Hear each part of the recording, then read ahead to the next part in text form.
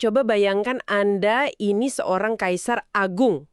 Anda duduk di atas singgasana emas, dikelilingi tembok kota setinggi 10 meter. Dan pastinya dilindungi oleh ribuan pasukan berbaju zirah kan? Betul, perandaban Anda sudah punya sistem irigasi, tulisan, hukum yang jelas. Semuanya mapan. Tapi tiba-tiba, kerajaan raksasa Anda ini runtuh. Dan yang menghancurkannya itu bukan kekaisaran raksasa lain. Melainkan sekelompok pengembara dari padang rumput. Iya, pengembara yang bahkan nggak punya rumah permanen.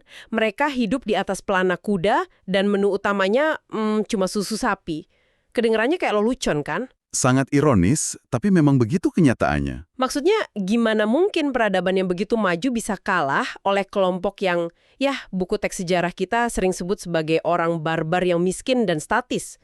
Tapi secara historis, skenario yang persis kayak gini tuh selalu berulang kali terjadi. Dan itulah yang bikin sejarah peradaban manusia sangat menarik untuk dibedah. Selama ini, kita kan selalu diajarkan narasi biner ya, bahwa peradaban itu mewakili kebebasan intelektual, inovasi, dan kemajuan. Sementara kaum nomaden dari padang rumput atau stepa cuma dianggap sebagai kelompok tertutup yang cuma tahu cara membunuh. Tepat sekali. Namun, ketika kita benar-benar melihat data historisnya, narasi tradisional itu runtuh berkeping-keping. Oke, mari kita bedah ini dalam sesi eksplorasi mendalam kita hari ini. Kita menggunakan sebuah transkrip perkuliahan sejarah yang sangat provokatif, judulnya Secret History No. 14, Legacy of the Steppes. Misi kita hari ini cuma satu, mengubah cara Anda memandang sejarah. Iya, kita akan melihat gambaran yang lebih besar. Kita bakal menggali kenapa peradaban yang tampak megah justru seringkali membunuh inovasi, dan kenapa orang-orang stepa yang selama ini dicap barbar, kayak bangsa Mongol, sebenarnya adalah inovator sejati. Jadi mari kita mulai dari dasar. Apa sih yang sebenarnya terjadi pada peradaban besar ini sampai mereka jadi begitu rapuh? Gini, untuk memahami kehebatan kaum stepa, kita memang harus melihat anatomi kegagalannya peradaban dulu. Semuanya selalu dimulai dengan sangat menjanjikan loh. Kayak gimana tuh awalnya? Kota-kota pertama di dunia, seperti Uruk kuno, lahir di dekat sungai besar. Awalnya kota-kota ini berkembang pesat, karena mereka berada dalam sistem yang disebut kompetisi kooperatif terbuka. Kompetisi kooperatif terbuka. Berarti ada banyak negara kota kecil yang saling terhubung gitu ya? Betul, mereka berdagang, mereka saling mencuri ide, belajar praktek terbaik satu sama lain, tapi juga bersaing ketat untuk jadi yang paling unggul. Oh, ini mirip banget sama periode musim semi dan gugur di Tiongkok kuno kan? Masa di mana filsuf besar kayak Konfusius lahir. Iya, persis. Karena nggak ada satu penguasa tunggal yang mendominasi, negara-negara kota ini terpaksa berinovasi secara konstan untuk bertahan hidup. Hasilnya adalah ledakan ide, teknologi, dan kebudayaan. Tapi kemudian inovasi itu sendiri yang jadi bumerang ya? Bener banget. Biasanya satu kota yang seringkali awalnya paling miskin atau terisolasi sehingga mereka dipaksa jadi yang paling mematikan, berhasil menangkap keunggulan teknologi tertentu, mereka menaklukkan semua tetangganya dan menggabungkan semuanya jadi sebuah kekaisaran raksasa. Awalnya sih pasti terasa kayak kemajuan besar buat rakyatnya. Ada standarisasi bahasa, jalan raya dibangun, kanal raksasa digali, tapi saya yakin ada harga mahal yang harus dibayar. Tentu saja, saat mereka berubah jadi kekaisaran, segalanya berubah. Sentralisasi ini membawa birokrasi yang memonopoli segalanya. Gini, buat Anda yang mendengarkan, coba bayarkan sebuah startup atau perusahaan rintisan modern. Saat masih kecil, mereka kan lincah banget, inovatif, semua orang berkolaborasi tanpa batas birokrasi yang kaku. Sangat dinamis. Nah, tapi setelah mereka mau menangkan pasar dan berubah jadi perusahaan raksasa yang monopoli, mereka jadi lambat. Keputusan harus lewat 10 lapis manajer. Semua orang cuma jadi mesin di dalam bilik kerja. Dan inovasinya mati ditelan aturan korporat. Itu kan yang terjadi pada kekaisaran. Analogi yang sangat akurat. Kekaisaran jadi rahasia, sangat hierarkis, dan pada akhirnya membunuh inovasi. Kehidupan rakyat biasa di dalamnya itu sangat menderita. Terjebak dalam masyarakat yang statis ya. Ya, jika kita hubungkan ini dengan gambaran yang lebih besar, peradaban pada dasarnya menciptakan masyarakat budak yang statis. Petani dikirim ke medan perang sesuka hati kaisar, dan kalau panen gagal, mereka terjerat utang. Bahkan sampai harus menjual anak mereka sendiri kan? Parah banget. Betul, mereka nyaris nggak punya mobilitas sosial. Itu nasib rakyat jelata. Tapi kehidupan para elit juga nggak seaman yang dibayangkan kan? Saya baca tentang konsep overproduction elit di sumber kita. Dan ini terdengar kayak bom waktu. Gimana tuh mekanismenya? Ini sangat krusial. Bayangkan sebuah universitas elit modern yang mencetak ribuan lulusan terbaik setiap tahun. Semuanya merasa berhak jadi CEO. Tapi di dunia nyata, posisinya sangat terbatas. Para elit ini punya banyak anak yang menuntut kekuasaan. Jadi ada surplus elit. Oh, jadi terlalu banyak elit ambisius tapi kursinya nggak cukup. Pasti mereka mulai saling tikam. Tepat. Mereka pecah jadi faksi-faksi. Dan yang jarang disadari orang, revolusi itu hampir nggak pernah murni dimulai oleh rakyat jelata yang tertindas. Revolusi selalu dipicu oleh satu faksi elit yang memobilisasi kemarahan rakyat untuk menggulingkan faksi elit lainnya. Wow. Jadi kekaisaran itu stagnan, rakyatnya lumpuh karena utang, dan elitnya sibuk perang saudara, benar-benar rapuh. Nah, kalau peradaban adalah tempat di mana inovasi mati, pertanyaannya, dari mana inovasi sejati itu berasal? Jawabannya ada pada geografi yang paling keras, yaitu padang rumput stepa. Di mana Anda nggak bisa bercocok tanam sama sekali ya? Betul, di Eropa kuno petani bisa hidup damai menanam gandum. Tapi lautan rumput di stepa itu sangat brutal. Manusia kan nggak bisa makan rumput. Jadi gimana cara mereka mengekstrak kalori dari rumput? Mereka menggunakan perantara biologis, yaitu sapi dan domba. Ekonomi baru yang bergantung pada hewan ini memaksa mereka melahirkan 3 inovasi masif yang mengubah sejarah. Oke, apa inovasi yang pertama? Yang pertama dan mungkin yang paling mengejutkan adalah toleransi laktosa. Tunggu sebentar. Saya mau pushback dikit di sini karena ini agak gila. Jadi kemampuan mencerna susu sapi itu sebenarnya adalah sebuah inovasi teknologi dan biologis yang mengubah dunia. Ya, yang sangat menarik di sini adalah secara alami manusia dewasa purba itu intoleran terhadap laktosa. Kalau mereka minum susu, perut mereka akan sakit parah. Tapi karena mereka nggak punya gandum dan hidup dikelilingi sapi peliharaan, Kelangsungan hidup memaksa adaptasi biologis. Mutasi genetik yang memungkinkan mereka mencerna susu ini memberi mereka asupan protein hewani dan kalsium yang luar biasa. oh wow. Jadi daripada membunuh sapi yang merupakan aset berharga, mereka minum susunya setiap hari. Persis. Dan diet ini memodifikasi mereka secara fisik. Mereka jadi manusia tertinggi, tulang paling padat, dan terkuat di dunia saat itu. Mereka secara harfiah adalah raksasa bertenaga protein. Masuk akal? Tapi otot besar aja nggak cukup buat menguasai padang rumput. Inovasi kedua apa? Menunggang kuda. Menjinakkan hewan liar yang instingnya lari dari manusia itu pasti susah banget kan? Sangat sulit. Tapi ini vital. Sapi dan domba mereka cepat menghabiskan rumput di satu area. Jadi mereka harus terus berpindah puluhan kilometer. Kuda adalah mesin penggerak ekonomi mereka.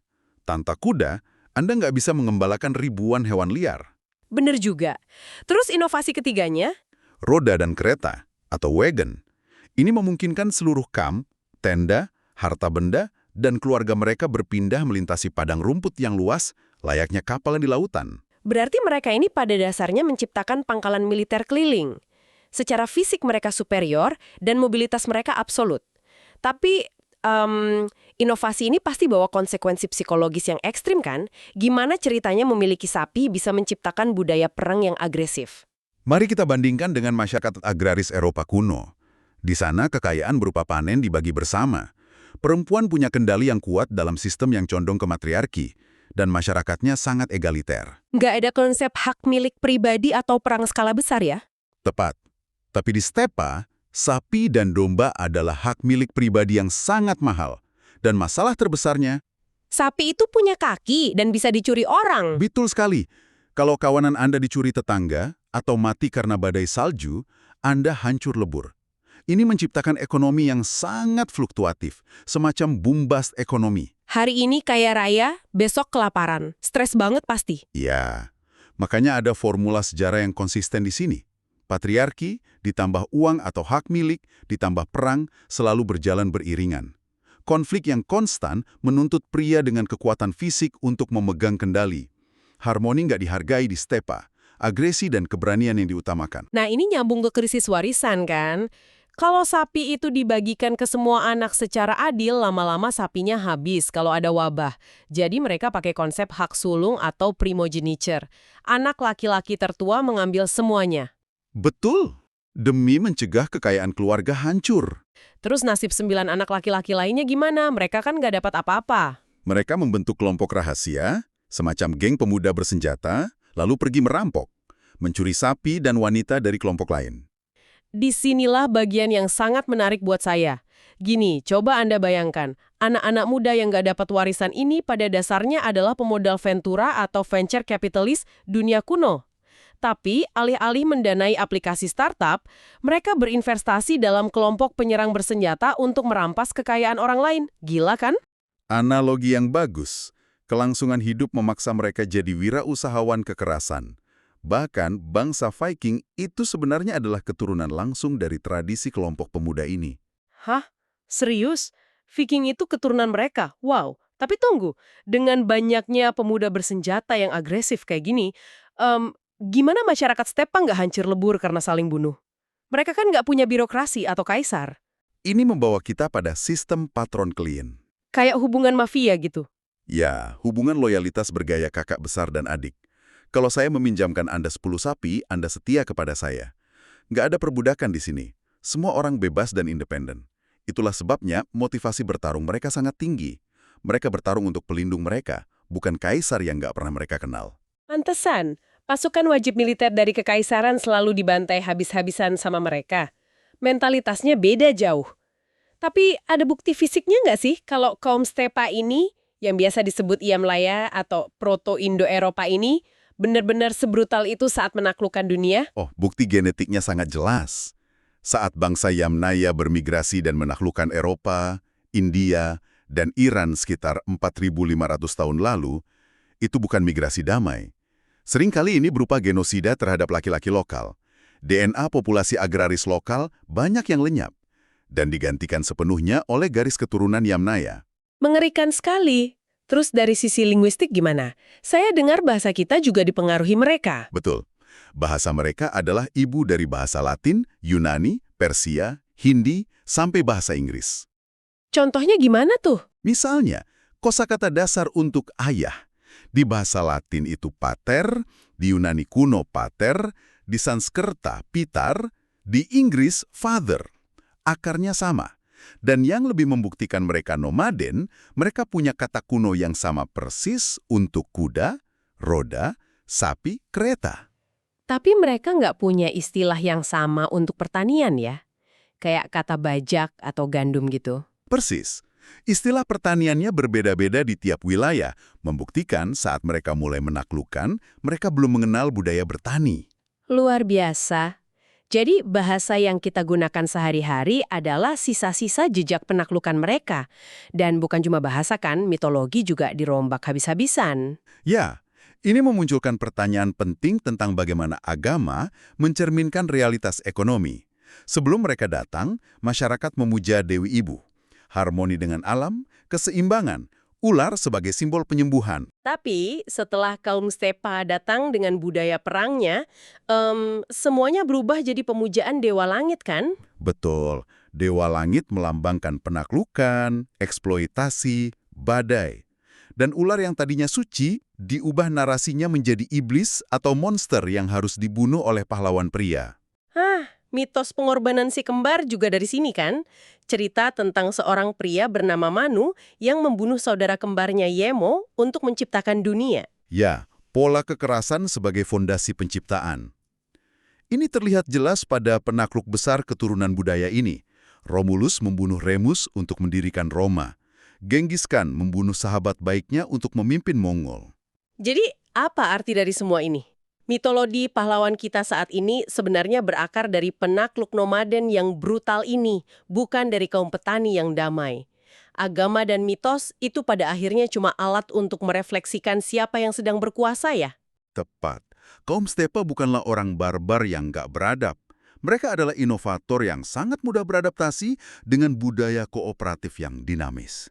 Setiap tali birokrasi kekaisaran mandek, mereka datang meruntuhkannya. Dan era kejayaan mereka baru benar-benar berakhir ketika peradaban menemukan bubuk mesiu kan?